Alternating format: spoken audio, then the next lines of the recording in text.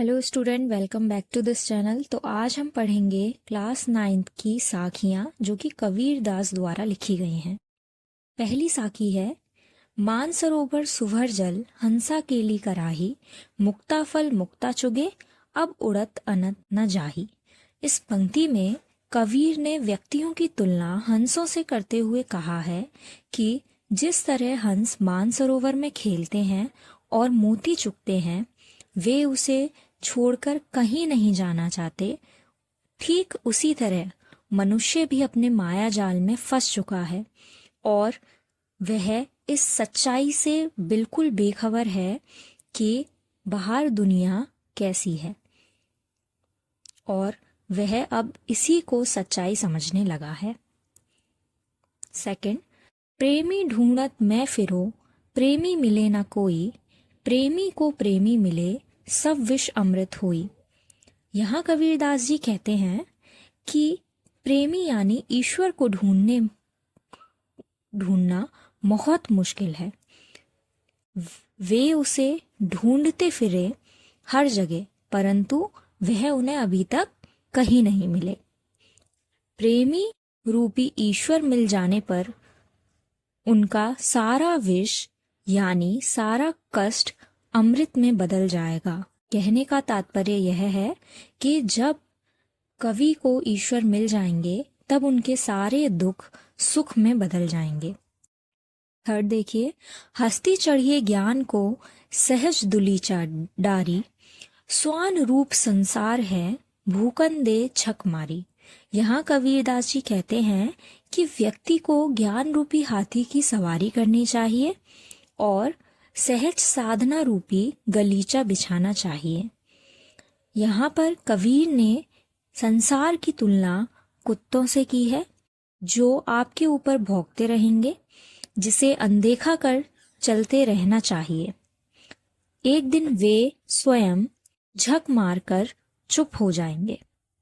Fourth, पखा पखी के कारणे सब जग रहा भुलान, निरपक होई के हरि भजे सोई संत सुजान।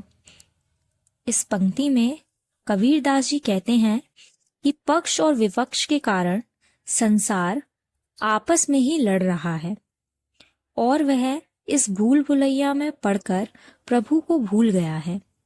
जो व्यक्ति इन सब झंझटों में पड़े बिना निष्पक्ष होकर प्रभु भजन में लगा है, वही सही अर्थों में मनुष्य है,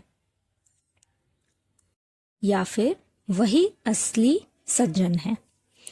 नेक्स्ट, हिंदू मुआ राम कही मुसलमान खुदाई, कहे कबीर सो जीविता दुहू के निकट न जाई। यहाँ पर कबीरदास जी कहते हैं कि हिंदू राम राम का भजन करता है और मुसलमान खुदा खुदा कहते मर जाता है, परंतु उन्हें इस चीज से कुछ भी हासिल नहीं होता। असल में वह व्यक्ति ही जीवित है जो इन दोनों के बीच में अंतर ना कर और आपस में झगड़ा ना कर अपने जीवन को जीता है।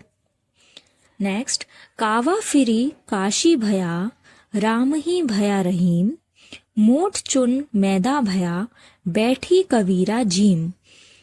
कबीर कहते हैं कि आप या तो कावा जाएं या काशी, राम भजे या रहीम, दोनों का अर्थ समान ही है।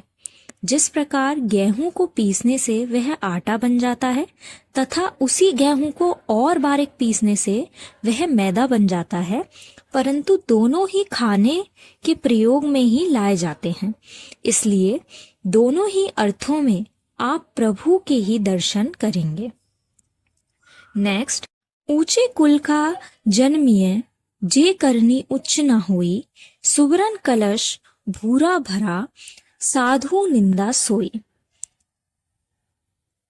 यहाँ पर कबीर दास जी कहते हैं कि केवल उच्च कुल में जन्म लेने से कुछ नहीं होता।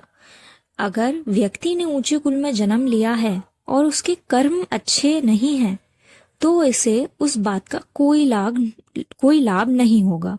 कर्म ज्यादा मायने रखते हैं। अगर वह व्यक्ति बुरे कार्य करता है तो उसका कुल अनदेखा कर दिया जाता है। ठीक उसी प्रकार जिस तरह सोने के कलश में रखी शराब भी शराब ही कहलाती है।